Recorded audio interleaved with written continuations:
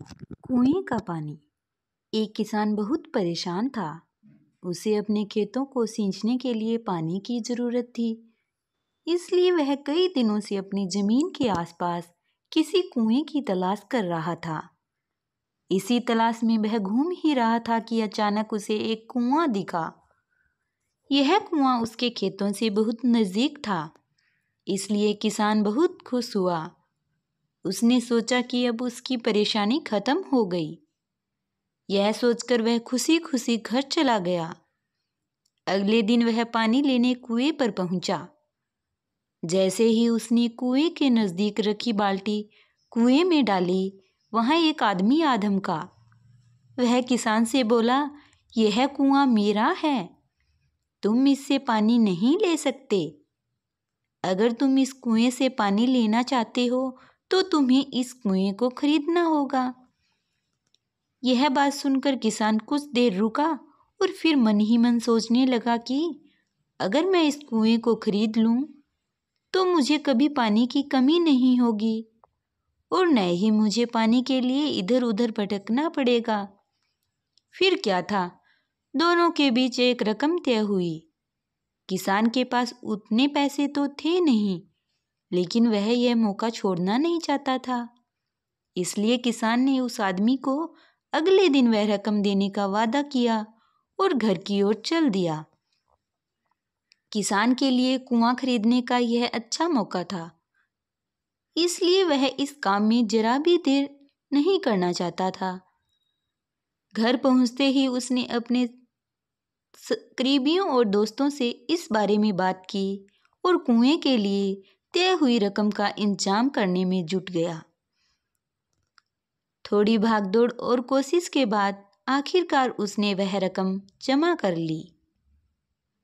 अब वह पूरी तरह से निश्चित हो चुका था कि उसे कुआं खरीदने के कोई नहीं रोक सकता। जमा हुए पैसों को लेकर वह फिर घर चला गया। उसे बड़ी बेसब्री से इंतजार था कि कब रात खत्म होगी और वह कुआं खरीदने जाएगा। इसी सोच में वह पूरी रात सो नहीं सका। अगले दिन सुबह होते ही वह कुआं खरीदने निकल पड़ा। उस आदमी के घर पहुंच किसान ने उसके हाथ पर पैसे रखे और कुएं को खरीद लिया। अब तो कुआं किसान का हो गया था, तो फिर उसने पानी निकालने में देर नहीं की। जैसे ही किसान ने कुएं से पानी निकालने के लिए बाल्टी उठाई, उस आदमी ने फिर बोला, ठहरो, तुम इस कुएं से पानी नहीं निकाल सकते हो। मैंने तुम्हें कुआं बेचा है, कुएं का पानी अभी भी मेरा है। किसान मायूस हो गया और न्याय के लिए राजा के दरबार में शिकायत करने पहुंच गया। मालूम है उस राजा का नाम क्या था? राजा अकबर। राजा अकबर ने उस किसान की पूरी कहानी सुनी और फिर उस आदमी को दरबार में बुलाया जिसने वह कुआं बेचा था। राजा का फरमान सुनते ही वह आदमी भागा भागा दरबार में हाजिर हो गया। राजा ने उससे पूछा, जब तुमने इस किसान को अपना कुआं बेच दिया तो फिर इसे पानी क्यों नहीं लेने दे रहे हो? आदमी बोला, महाराज, मैंने इसे केवल कुआं बेचा था, पानी नहीं।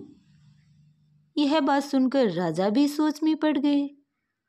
उन्होंने कहा कि बात तो यह पते की कह रहा है, कुआं बेचा है, पानी तो नहीं। काफी देर सोचने के बाद जब इस समस्या को सुलझाने में वह नाकामयाब हो गए तो उन्होंने बीरबल को बुलाया। बीरबल बहुत ही बुद्धिमान था, इसलिए राजा अकबर किसी भी मामले पर फैसला लेने से पहले उसकी राय जरूर लेते थे। बीरबल ने एक बार फिर दोनों से उनकी समस्या पूछी। पूरी बात जानने के बाद बीरबल ने उस आदमी से कहा, ठीक है, तुमने कुआं बेचा, पानी नहीं। फिर तुम्हारा पानी किसान के कुएं में क्या कर रहा है? कुआं तुम्हारा नहीं है, फौरन अपने पानी को कुएं से बाहर निकालो। बिरबल का इतना कहते ही उस आदमी को समझ आ गया कि अब उसकी चालाकी किसी काम नहीं आने वाली।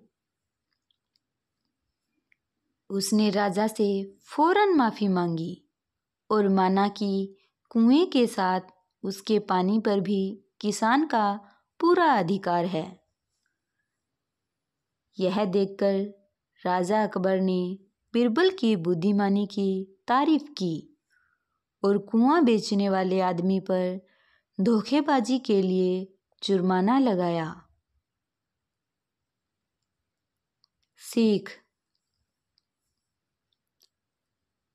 अपने आप को दूसरे से अधिक चालाक नहीं समझना चाहिए।